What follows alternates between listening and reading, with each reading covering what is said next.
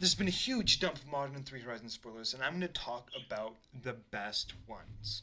Let's talk about the most adorable one. Kudo, King Among Bears, is green and white for a 2/2 legendary creature bear.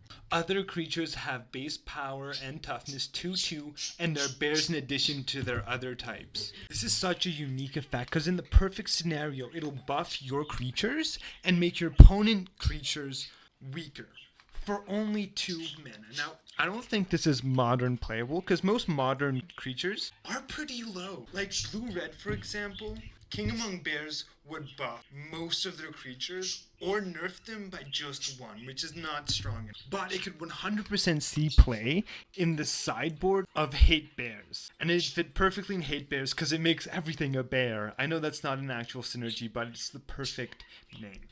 But in Commander, this card is so much better because creatures can get really big, and this can be a really powerful nerf and can make a really cool deck. And one card I think it's hilarious with is Elesh Norngran Cenobite because it gives -2 to all creatures, so all creatures will insta-die when they come in play, and that's so funny. Wight of the Reliquary is 1 black and 1 green for a 2/2 creature zombie knight with Vigilance. Wight of the Reliquary gets +1/+1 for each creature card in your graveyard. Tap. Sacrifice another creature, search your library for a land card, and put it onto the battlefield tapped, then shuffle. This card is so pushed, it could easily have been 3 mana. But for 2, that's an amazing price. You'll get a pretty decent body if you're running the right deck. Vigilance is awesome because it can attack and then hold up its sack ability.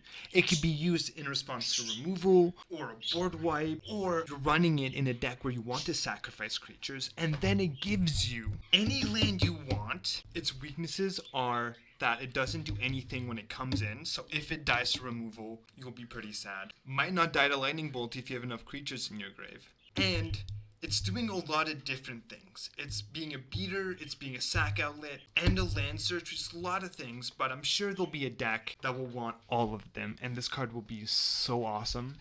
Urza's Cave is a land Urza's Cave. It can tap to add 1 colorless and pay 3 of any color, tap, sacrifice Urza's Cave, search your library for a land card, and put it onto the battlefield tapped, then shuffle. Now, this is an excellent land tutor. It's practically the same amount of mana you spend on an expedition map, but this expedition map can tap for mana. So if you don't need a specific land, it still gives you value, which is crazy. And there's a million Crucible of World effects out there. It's super easy to just keep recurring this land, getting the combinations you need to win the game. Null Elemental Blast is 1 colorless for an instant with choose 1, counter target multicolored spell, or destroy target multicolored permanent. So for any deck that runs colorless, this card is great in there. If you're playing Commander, there's certainty there'll be multicolored spell, and this is just such an efficient way of dealing with, for 1 mana is so low. Now for Modern, this could see sideboard play. There's a bunch of decks that rely on multicolored spells to win, and this is a great inclusion to stop those. Orim's Chant is a 1 white mana for an instant with kicker. Pay 1 white mana.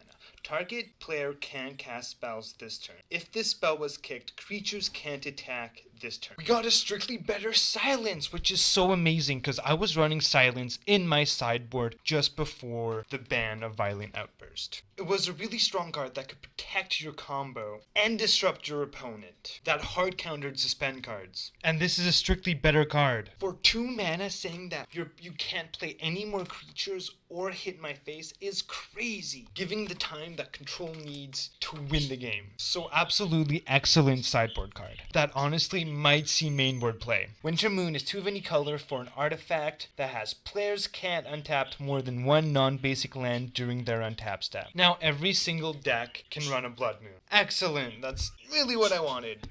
Now this is way easier to remove because if you do have the spell to take this out, you will eventually untap enough mana to be able to use it and take this out. But if you don't have the spell to destroy this, and you are running a deck with very few basics, this could totally destroy you. So basically, if you're running a deck with a lot of basic lands, this is an auto include in your sideboard. Nethergoyf is 1 black mana for a creature Lurkgoyf. Nethergoyf's power is equal to the number of cards types types among cards in your graveyard, and its toughness is equal to that number plus 1. You can escape it for 2 of any color and 1 black, exile any number of other cards in your graveyard with 4 or more card types among them. So they're pushing a Lurgwar theme, and this is an awesome inclusion. 1 mana is really low for the initial cost. If you have decent mill, it'll get pretty big, and then it'll be a recursive threat that'll keep coming back and back, which is really strong, because Escape has shown to be really powerful. Thank you so much for watching. If there's any cards I missed and you want me to talk about it, please put them in the comment. Please subscribe for my full review of this set, and have a good one.